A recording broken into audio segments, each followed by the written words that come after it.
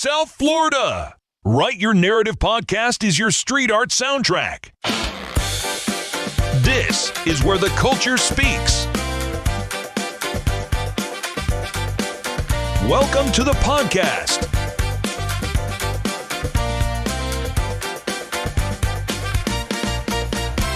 Hi, everyone. Welcome to Write Your Narrative podcast. In 1999, Miami set an example with two well-known figures in the graffiti community, Crook and Crome.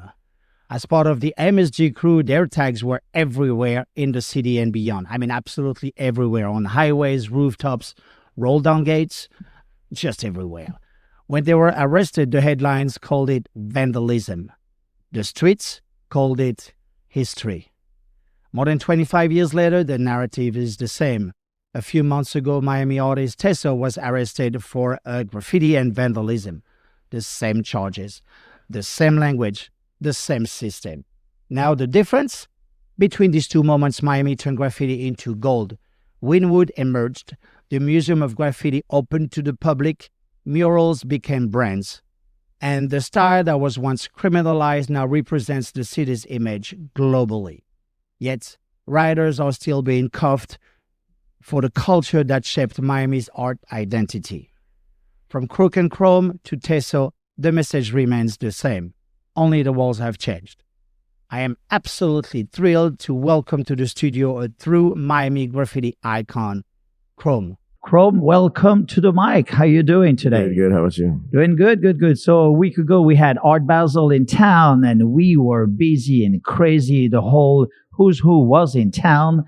You now live in Los Angeles, in Hollywood, and you came back home pretty much. So, right. So you've been super busy. I can only imagine right now. Yes. Yeah. Busy with a lot of things. A lot of things, a lot of commissions, a lot of people talking. And then you just said that you've been working on your art career now, which right. is more like a contemporary art career. Contemporary art, correct.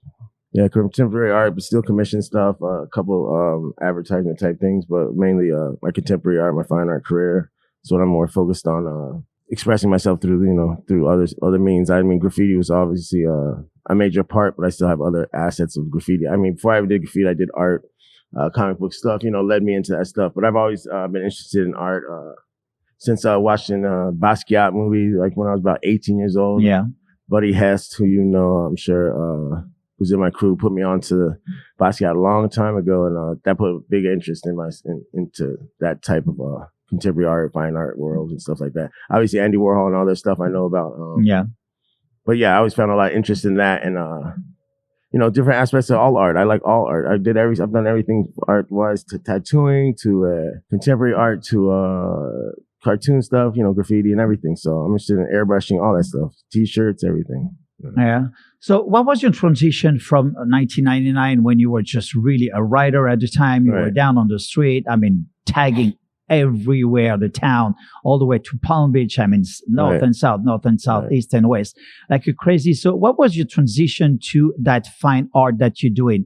Now your art is exhibited at the private gallery from the Museum of Graffiti, right? Which is kind of pretty cool. Of course, yes. Considering what your parkour when you came from all that graffiti history. What was the turning point? What made you decide to go into some kind of more fine art, Right. Well, it was just I was just focused more on graffiti, continuing graffiti. I got into tattooing after that. I think right after that, I got into tattooing, and I was on South Beach, living on South Beach, tattooing and living the life. But I got caught up in other things like drug dealing and other negative type of behavior. Escorting. And that's the way it is down here in Miami. It's easy to get caught up on other things because I caught the case and I kind of laid off graffiti for a quick second. I always did it, but kind of laid off the streets for a quick second, but then got caught up in the drugs and all that other stuff and selling them, and then ended up getting in trouble for drug trafficking, and then did time for that, and then rebooted my career kind of after that. But before that, I was even still doing it after the initial Crook Chrome case, but I just wasn't full full throttle. Yeah, that infamous Crook Chrome case in 1999. And then this past year, we had the same story that repeats itself. Right. I mean, they were all after, I was just going to say in full. And after, what's his name? That's another one. Tesso, after Tesso here, for the very same reason. I mean, 25 years later, the city is still looking, still being after you guys. Right. Whatever you do on the street, legal or illegal, that's for sure. There's some illegal part of it, but boy. Yeah, it's pretty much the same thing. I kind of saw it as the same thing. They showed his mugshot. They didn't really show him, but I saw it as like the same thing, similar. They didn't really make as much of a show out of it, I'd say.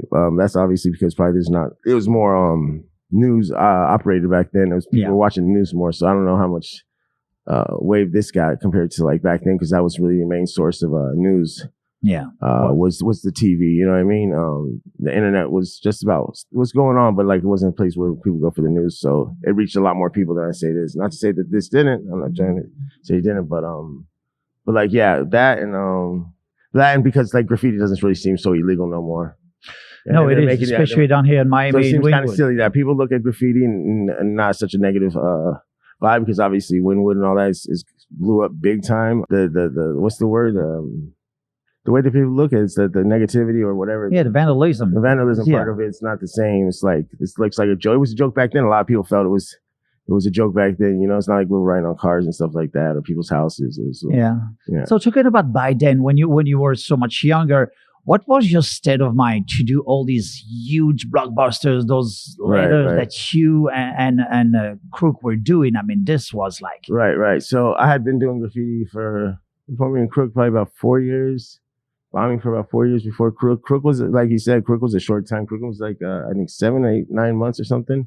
But he was the first person that I really meshed with. And just so happens his name was Crook, and Crook Chrome kind of was like, kind of made it bigger, you know? And it did. Like there was two of us. So that's the difference between, I guess, the test. So I think someone else got knocked off with test. I don't know. Oh, I'm sure some other places in the country. I mean, I mean like with test. So it was Crook Chrome, so it kind of gave more of a lore to it or something like that. And the names, and people used to, you know, because whenever you see you see bombing on the street, you see the names on the street, it brings a visual to your head. So people that didn't know me, they see Chrome or they see Crook Chrome, they come up with their own ideas, like, oh, some car thieves that steal chrome rims, or some guy with a chrome dome or something like that. So but like, yeah, so it invokes ideas, and people always visualize, oh, Chrome could be this guy, that guy, like, yeah. So that's about it. Yeah, so that's just about. But yeah, no, but I had. So I started 4 years ago. I mean, 4 years prior to that, I was doing stuff, and then got better and better, and learned how to do things in a more quicker, smarter fashion, not get caught. You know, I really didn't get much. Anything I had underneath that was juvenile days, and any arrest I got for graffiti. I never really got caught straight up doing graffiti, but I got caught in places of graffiti, like on rooftops and stuff like that. Right. So they would just take you, like, especially here in Miami, if it wasn't violent, they'd take you to like Miami Bridge or something like that, to a juvenile detention center. Not really juvenile detention center, like a halfway house for kids. Okay. And they just wait till you call someone 18, just leave right out of there. So I never really caught no cases after that. I mean, I caught like stealing cars and stuff like that, but as for that, yeah, no, then I was bombing.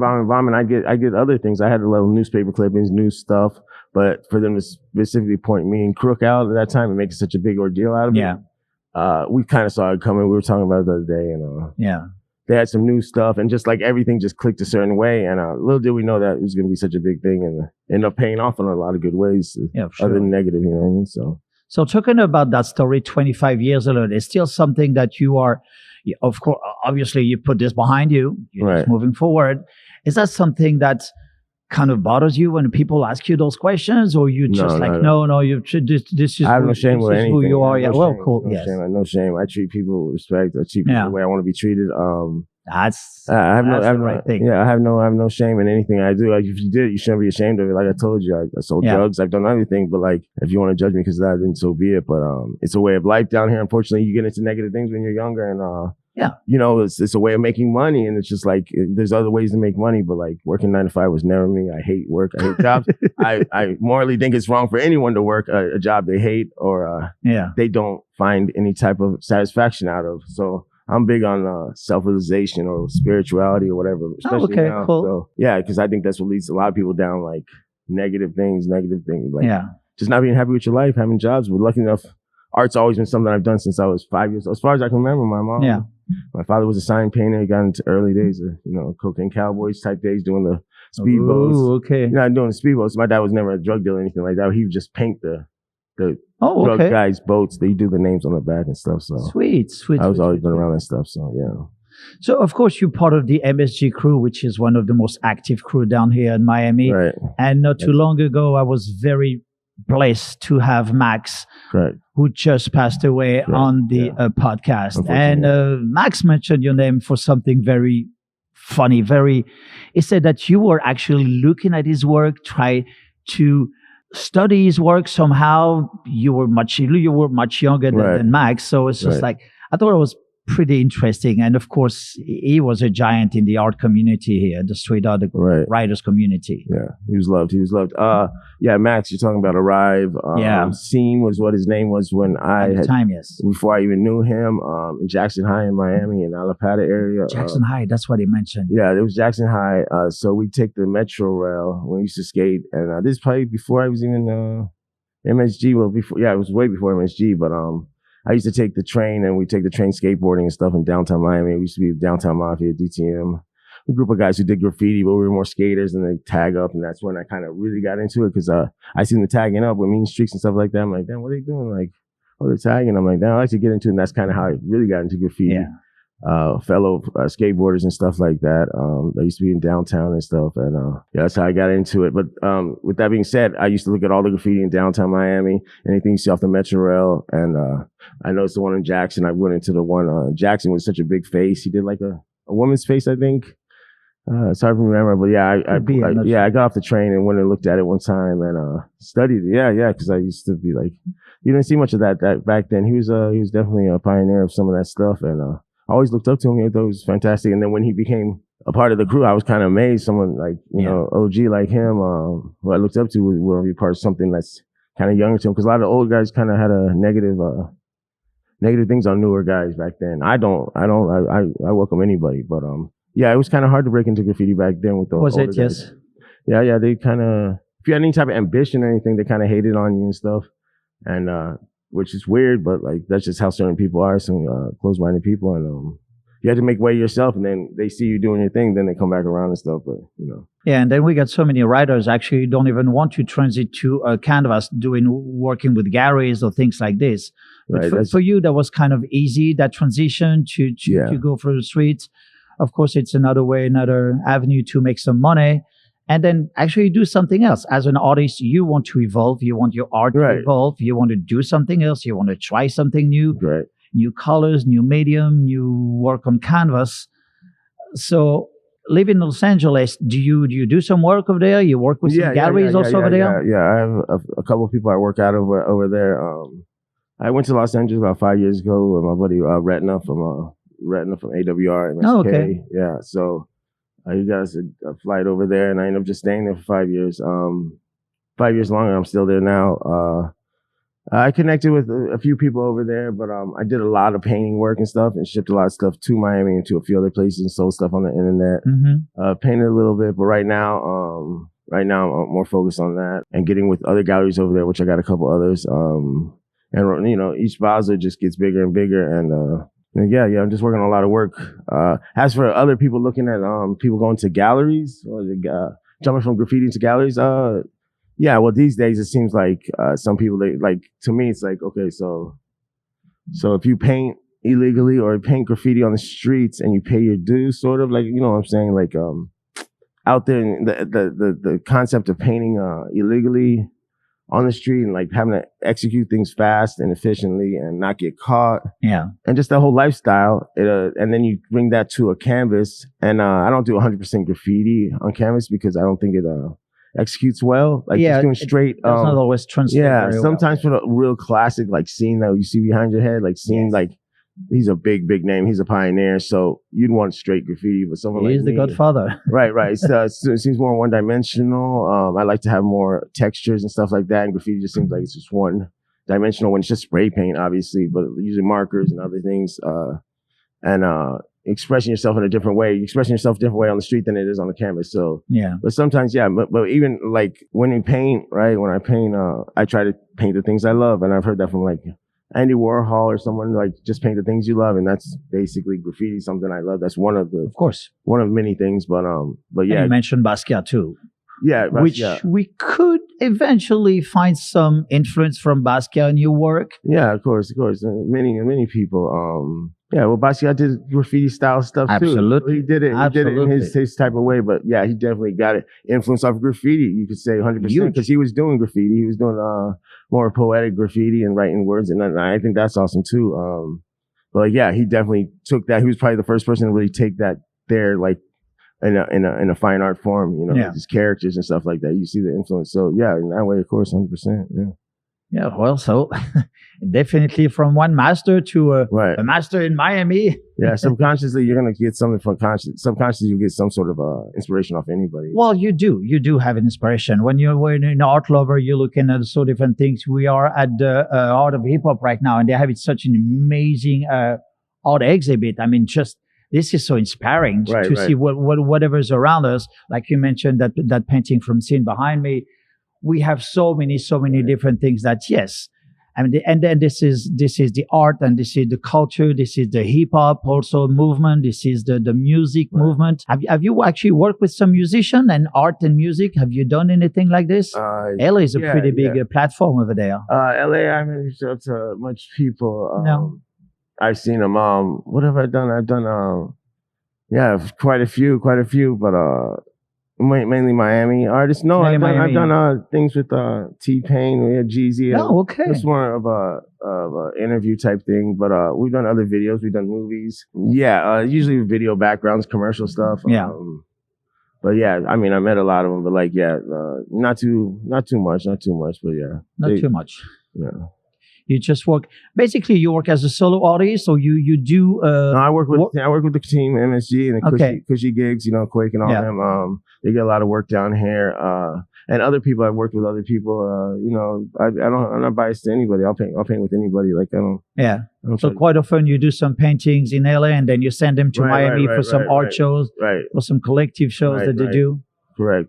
And cool. Anything that, it's happening. Yeah, so Max was big on music and everything, and you had all these album covers, so you were part of that show. Right. The vinyl vision. Yeah. That they did. Right. So that was pretty cool. I hope they're going to continue doing this. Oh, I didn't know he used to be, I know he's part of it, but I think he's the main reason for throwing it, right? Yeah. Yeah, big on vinyl. I heard the guys talking the other day about the vinyl and like these vinyl they geek out on vinyl. I guess they have whole shows now or whatever, like DJ drops. Where it's all just specific vinyl and the sound of vinyl and stuff. So yeah, it's cool.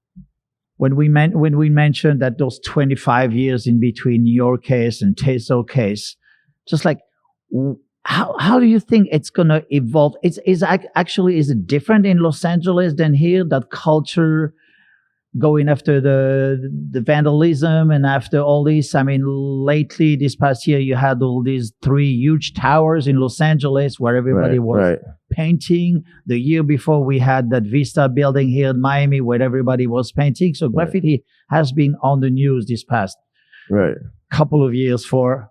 Some people would say for the wrong reason, but to me, it's just for the right reason. Yeah, no, the towers in Los Angeles. Towers, just like... Yeah, no, but I seen it originally with the LA cats who got with the Miami cats, and they did the one in downtown, right? Whichever that building that got tore down. And then as soon as they got back to LA, I guess they set it off for some LA cats, we should do that too.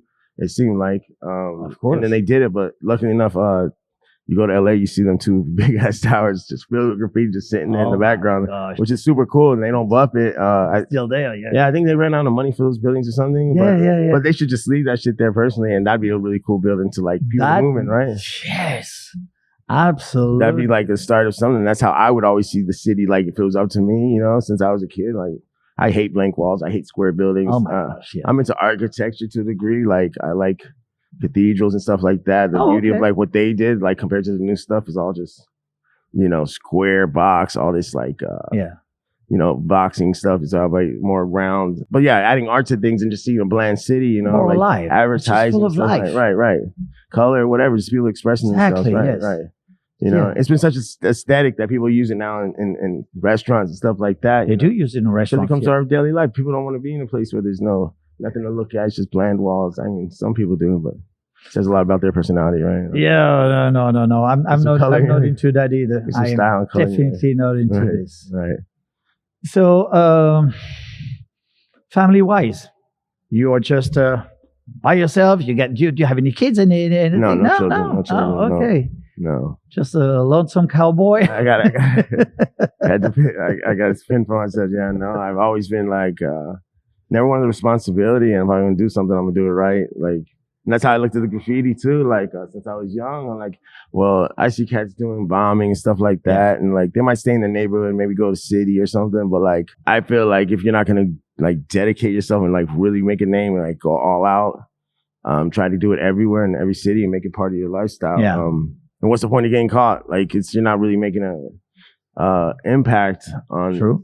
You know, like, yeah, if you can do it to the best, like, yeah, you want to be the best or one of the best to actually get your name known and spread and inspire others, which I feel I have done to a degree, because a lot of people come to me and are inspired, and that's a fantastic thing. That's what it's all about, and that's when people are inspired by my art or feel something from my art, that's fantastic. And same with seeing graffiti and like, oh, I was inspired after I saw an interview or something, or graffiti or whatever. They saw my graffiti and I was inspired by the same guys before. When I was young, I used to look at the tags, the fat cap tags, GB, these cats like this, and I would just stare at like a fat cap tag and just be like amazed, like what they use, how they do it, and like how they do their movements, you know, hand movements. And but yeah, and I like to just carry that on, like just they did, and inspire. You don't know how much you inspire somebody sometimes. Like it's the littlest things that like just clicking in someone's head and make them live a lifestyle of art and pursue their passion, you know. And something with art, and when anyone's around me, I try to push them to push art, whether it's music, dance, or whatever it is. I feel I love art, all kinds, you know, not just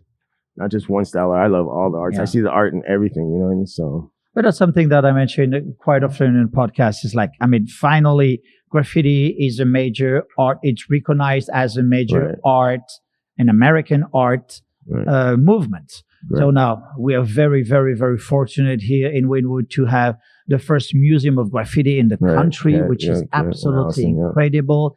We just celebrated the 7 years anniversary.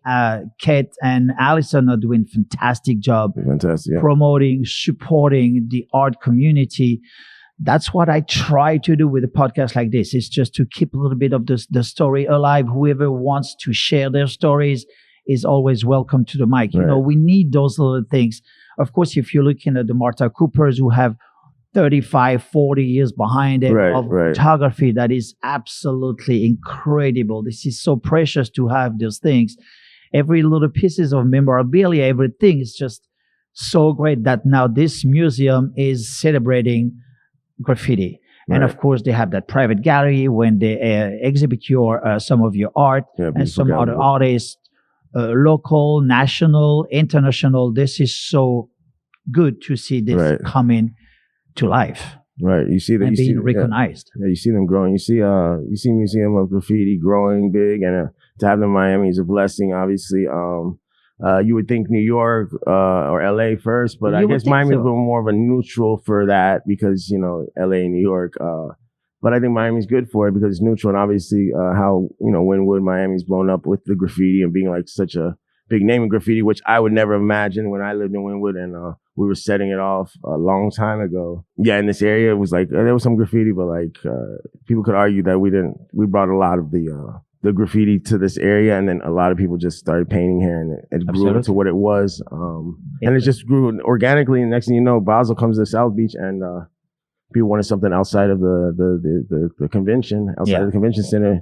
And they came over to this part of town just to take pictures. Next thing you know, people were like, oh, let's open a studio, let's open a coffee shop. And, it grew into this monster that we see now, which is insane. Oh, yes. Wynwood is such a monster. I mean, it's hard to recognize when for us and for you knew Wynwood way before me. I've been coming for 14 years. Okay. And really 14 years ago was just like still a little small village. Of course, we had the 95 wall with the graffiti crews and everything. And then as you move into Wynwood walls, you go into street art, and then everything is kind of commissioned. But we still have that word, these two words who are, I mean, living next to each other in good harmony. I mean, this is art at the end of the day. This is art, and there's some for everybody and every taste and every colors and every walks of life. And Wynwood became such a big platform now that the Miami has always been a very, very touristy destination, but now Wynwood is really a name by itself. Right. Yeah, especially with the whole selfie era going on. Like you set up just a neighborhood full of selfie. People can go selfie crazy over here, and absolutely, just organically, like it's insane the way like the timing and everything. And like you saying the wall of 95 Fifth Avenue, which is the Wall of Fame now they call it, but it was RC Cola Factory, or it was the Haitian. We used to call it the Haitian painting. I used to think it was a Haitian painting, but it wasn't a Haitian. It was. I don't think so. It was something else. It was the RC Cola. It's always been the RC Cola. Yeah, no, but they had a painting on it, and before it was disrespected by someone put throw-ups on it. Right. And then we started painting it. This was a long time ago when we first formed MSG, and we did throw-ups on it. Me, the old school MSGs, Car Aimer, Obey. We painted on that a long time ago, and then me and Crook did those blockbusters there, and that was we were talking about the other day. It was like a major thing, because just so happened like now it's the Wall of Fame, but it's major looked at wall that they keep up, and they changed the artists and stuff, but who'd have guessed, like the way everything went down, it just So this was really, I mean, that 95 wall is such an iconic place, an iconic place. Of course, with all that traffic on 95, that's why you guys wanted to be seen. Of course, that's the same story as you guys painting, writing on trains and things like this. This is how Miami was.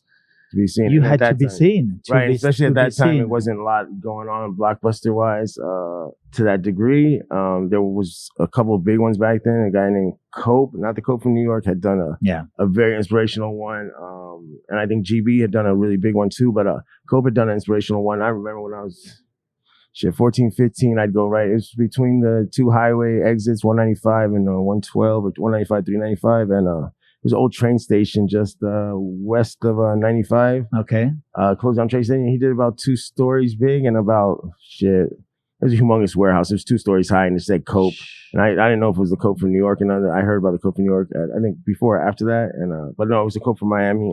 I was gonna say because you can find pictures. I'm sure you can still find pictures of it, but it was amazing. It was some baby blue thing, and that was a big inspiration of like, damn, look at the impact it had on me at a young age. At 14, I was going to Brickell to paint this old spot in Brickell. They had this rooftop, I think AIM Crew or VO5, which is Max's crew pretty much had, if I remember correctly. While we were going there, I saw the Cope, and it has humongous impact because I'm like, damn, I could do tags all day, but like, people see tags, right? And people see some throw-ups, but when you see something that like is 2 stories tall, and that's not even that big now, but it's 2 stories tall, the amount of impact it had on me was like, holy shit, it was like, damn, he did that. Yeah, so that's, kind of engaged me into doing bigger things. Yes, totally. Well, I was watching your Instagram feed the other day. Well, I've been watching it pretty much everybody. I always follow everybody. We have to go back. This is what it is. So you just finished a pretty big wall here in Miami too? Yeah, 29th Street one. I just knocked out. I got a few more in mind. But yeah, you don't have to really worry about it's graffiti's like legal here. Like in Los Angeles, it's crazy how insane, like how things are legal there. I mean, from graffiti to like drugs and drug dealing, it's like, they don't even look at drugs like illegal sense over there anymore. I'm not saying because of the weed, but it's just like, they pay attention to real crime, violence and stuff like that. And, people that bother other people, to me, that's what the real crime is. Drugs, to me, it's like your choice to do drugs, sell drugs. Like, everyone's got their opinion, but like, in your day, you want to do drugs, someone sells you drugs, that's it. So like, that shouldn't be criminalized anyways to me, but like, they're more after you do to yourself, to your body, it's not going to hurt your neighbor. It's not going to hurt anything. It's like, okay. Only crime to me is when it's a crime that's involving other people. You're inflicting your own, whatever, involving messing with their lives or whatever. But like Los Angeles is pretty crazy. Like it feels very free. It feels very free. Yeah, it feels very free. So there's a great art. Right, the cops don't really mess with you unless you're doing something. And so they're not just looking for crime. They're like protect and serve type thing, like where they just go to stuff when there's a problem, like rather than just. Sometimes it was like that down here. I think it's gotten more lax now because of the graffiti, and maybe because people's state of minds are changing. and younger people are coming into younger people, my generation younger are coming into like more like less judgmental than the other ones. And I feel like those are some of the police officers now that are coming in and they don't look at things the same way. And that's what we said at the beginning. I mean, things are more accepted now because they're just because of the social media, most likely. Right. So everybody sees that every day. So we don't really pay attention. And actually, we start appreciating it. Right. That's a big thing. That 25, 30 years ago, nobody was really appreciating it. You guys were a bunch of kids when all these tacky and cornbread started tagging New York and Philly at the time. Well, there's also a big difference between the tagging, the graffiti, and street art and everything. So that was a big evolution and things. And nobody really, only a few people, not to say nobody, only a few people understood what was going on at the time and took it as an art form. I mean, mentioning the Museum of Graffiti, they have an exceptional exhibit about John Wan, who really started as a tagger, as a graffiti here. And he said something beautiful when he moved to France, when he moved to Paris. It was totally illegal here in the US and in New York. But when he moved to France, people saw it as an art form. And he was respected. And they were asking him, he was commissioned to do some work that here in the country was totally illegal. Right. So that's really looking at his parkour and everything. It's absolutely well. That goes to show. I mean, obviously, the United States has the most incarcerated amount of people. So when they created the United States, whenever, and it was more based on law, control, and you're going to do this, you're going to do that. I don't think Europe is quite like that. They're more lax and understanding about things, and they've always been surrounded by a lot of art and cathedrals or whatever, the Vatican or whatever, places like that. They're just more open-minded than what, that's America just being like the force of like control and and I was just talking to him, and that was kind of the same thing back in 1920s when the jazz musician from New Orleans, all these black musicians, we were absolutely amazing. They had no success here, and they all moved to Paris, to France, and they became famous overnight and everything pretty much. And then they came back to the US and said, wow, jazz, what is jazz? This is such a cool thing. They had to deal with the stigmas, right? They had to deal with the stigmas. I know. Racism, it's racism that it was more of a United States, I'd say, US creation to me. To separate us and divide us, and from that to a lot of things. But music's one thing that unites all races, right? Like there's no racism in music. Absolutely, the racist person is gonna listen if he doesn't like the guy doesn't like that type of music. Mainly feels like it's darker skinned music. He's gonna listen to that, and he could be the racist all he wants, but he's still gonna listen to that music. I've noticed with certain people, like it's kind of like funny when certain people claim to be a racist, but then they're listening to minority music or vice versa, you know what I mean? So you've been with the MSG crew pretty much from the beginning. You actually really kind of like started that MSG crew. Now the crew has some new members. Of course, a lot of good, great members. Yeah. Yes, I mean really adding, and they constantly pushing MSG to another level. I love all the new guys that we get. They're inspiring to me. And they definitely help us keep the crew pushing and alive, and different opportunities that we could offer them, they could offer us. I formed MSG like I'd say in 1997 maybe. Wow. 96, 97. We had a crew originally, which was FB, which was Fuck Everybody originally, because I got down with it from a friend, God bless the dead, was Siege from a Seminole Reservation. He was Native American, and one of the few Native American graffiti artists. He was a style master. He was really good. Anyone who knew him could tell you that, or knew of him.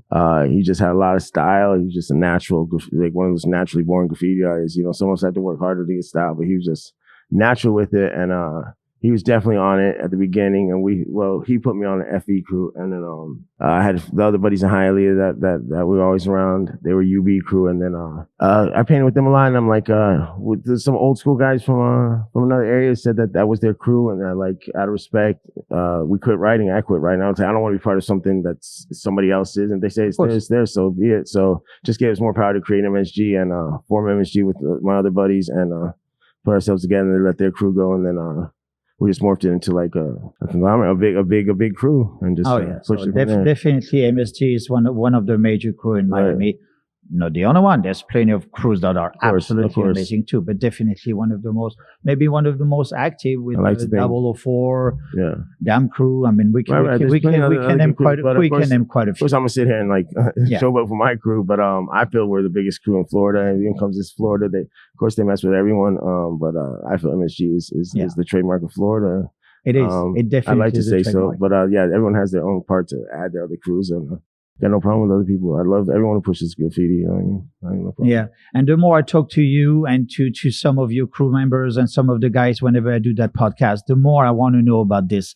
So definitely, I've been talking to a few people during Basel, trying to eventually in this upcoming year, trying to figure out where, because this was very interesting that each crew, you kind of came from a certain neighborhood. Right. That like you mentioned Jackson High and some other places in town. Each crew had like a little neighborhood. Right. When that was back in the late 80s and something. Or the city, and they'd stay within a few blocks. It seems like within a few miles of their neighborhood, and I guess it was more they were just thinking about the people that are close to them to see stuff, or they just want to see stuff close to them. But what made people really, I think, at that time feel like, man, if I get a burger from Burger King, I see your name on it. They make jokes like that. You're fucking everywhere, and it's what it was. Is that we'd paint so we used to get like a map. Well, I got a map, and that way we could stay more focused and understand the areas we're hitting and be more focused or more strategic. More present, something more visible. Focus on the area from Florida City and to Palm Beach to Riviera to as far as we could. And when you see something in Palm Beach and then in Broward or Palm Beach and then all the way down in Homestead by the Metro Zoo or something, it's like, man, you start thinking they're everywhere because, it's like you catch a tag like, damn, some bitches over here, you know what I mean? So yeah, that's a big part because people are just used to seeing it like, okay, they see it around the neighborhood, but when you start seeing it, maybe by the Everglades or out here or there and like dead end spots is like, yeah.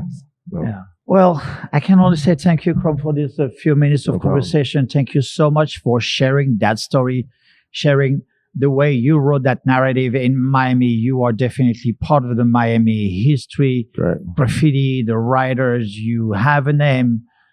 And I am so grateful that we had these few minutes and you accepted to come to the mic and share that. This is something, that's why I was talking the other day with, oh my goodness, I'm losing the name. I told you when I spoke to him. Anyway, I was talking to someone about all the crews and everything. I said, really, when you guys come to the mic, I mean, the mic is always open. Thank you so much for sharing this. And then really, this is something like Martha Cooper used to do that work. Right. We have to somehow preserve this, somehow preserve it. Yeah. So this is. They'll be looking back at this stuff and taking pieces or stuff out of this, and just like they did other ones before. Obviously, I'm an artist. I like to be like, Pink Floyd, right? Pink Floyd. I love Pink Floyd. They never wanted their faces to be the showboat, like the Beatles more. I love the Beatles too, don't get me wrong, but Pink Floyd that always inspired me. Pink Floyd because when I heard them say, well, we weren't trying to be that band where it's based on us, because then that makes you look at art in a different way because, is this guy attractive, not attractive, or the way he does things. You focus on an artist's life, then you start looking at their art in a different view, whether you want to or not to, subconsciously. And as for graffiti, it's like you live that lore, and then when a person sees that, or they meet you like, he's a nice guy, so, fuck him, type shit, well, I know him now. I don't know. It's kind of weird, but artists are not I usually like the art to speak for itself. Doing interviews, it's cool because doing this interview, a couple guys were like, yeah, man, do the interview. You got to keep pushing that and not just promoting it, but just letting people know the story, So as we get older and stuff, and it's good to keep track and people could. I was talking to Quake the other day. Quake, yeah. Quake is just it was Quake. It was Quake, yeah. And Quake definitely was telling me to do it. I had to fast a few people, and there's a couple of people I'm not gonna lie that told me not to. Oh, of course. There's always people. And they have their opinions for doing it. They said, they might just wanted to keep it more in the streets, something like that. But nowadays, it's everything's readily accessible. Like we was talking about Instagram. So the way people looked at things, like we said, things have changed because now things were so foreign to everyone. No, I would never, you could type it in now, type it on Instagram, type it on the computer, and you could find out exactly how they do it. And that's why graffiti and arts is so amazing now. It's getting so fast. It's so people are jumping into the tattoo world. I've done tattoos in the tattoo world. People come in 2 or 3 years and they're looking like they've been tattooing for 30 years. Yeah. The graffiti art from this to everything. It's just they're really good because there's more readily available things like the way to do things, right? The tricks of the trade compared to when I was coming up.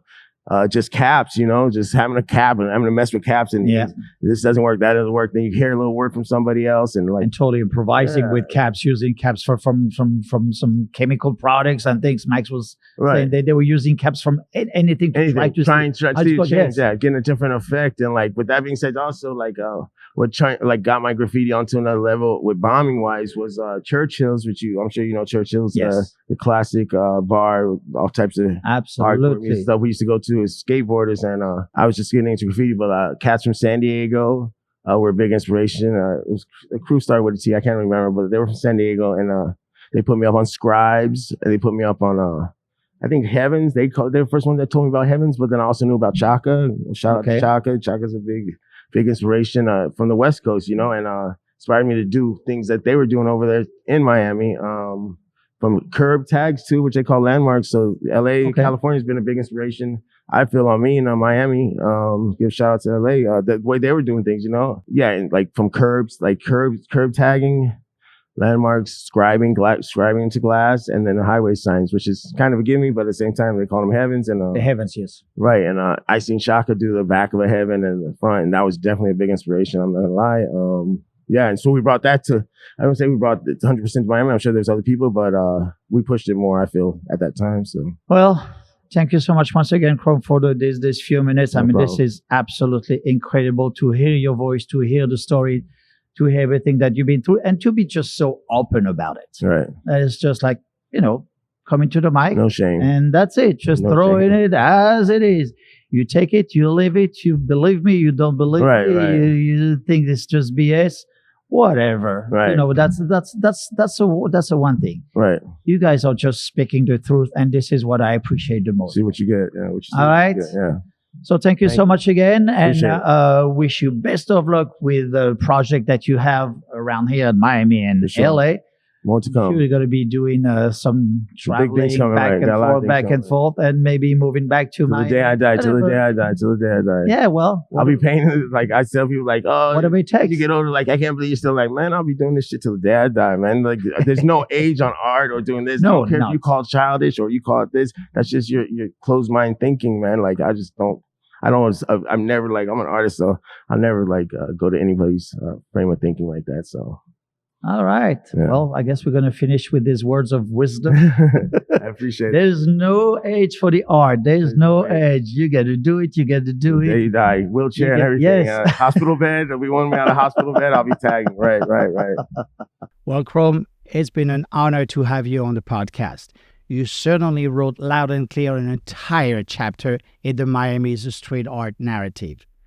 Well, folks, this is it for today. So thank you so much for watching and supporting the podcast. It means the world. We'll see you soon. Thank you again. Cheers.